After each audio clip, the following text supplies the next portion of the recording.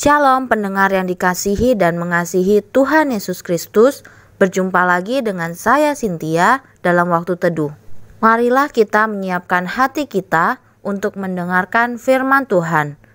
Kiranya hikmat dari Allah Bapa yang memampukan kita untuk mengerti firman dan melakukannya dalam kehidupan sehari-hari kita. Renungan harian hari ini berjudul Keluarga Palsu.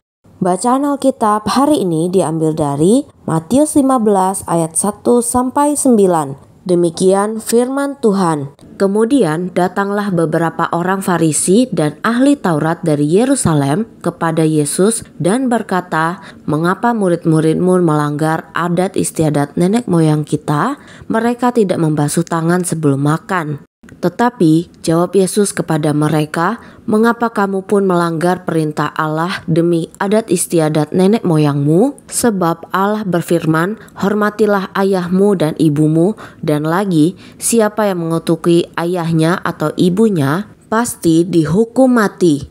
Tetapi kamu berkata, barang siapa berkata kepada bapaknya atau kepada ibunya, apa yang ada padaku yang dapat digunakan untuk pemeliharaanmu, sudah digunakan untuk persembahan kepada Allah, orang itu tidak wajib lagi menghormati bapaknya atau ibunya. Dengan demikian firman Allah kamu nyatakan tidak berlaku demi adat istiadatmu sendiri. Hai orang-orang munafik, benarlah nubuat Yesaya tentang kamu. Bangsa ini memuliakan aku dengan bibirnya, padahal hatinya jauh daripadaku.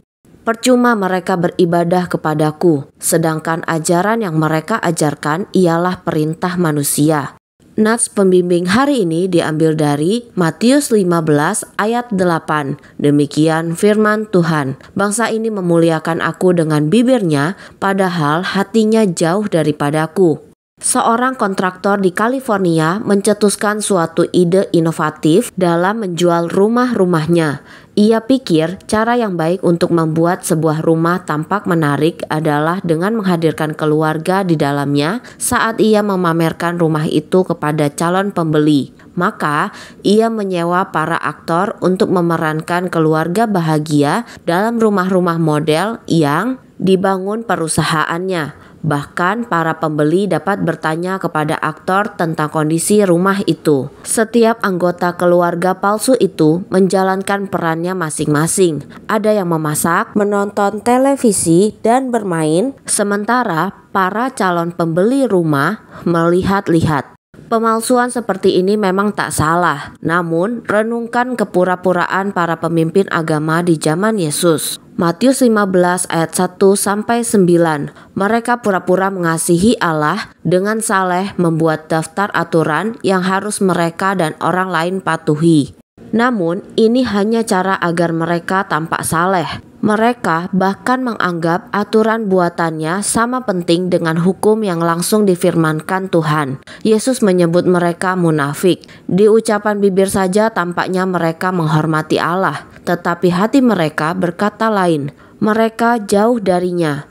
Orang di masa kini pun banyak yang berpura-pura seperti ini. Secara lahiriah, kita seperti orang Kristiani yang baik, karena rajin ke gereja, menaati beberapa peraturan sesuai hukum, dan berkata benar. Kita berkata kita mengasihi Yesus, tetapi mungkin hati kita jauh darinya.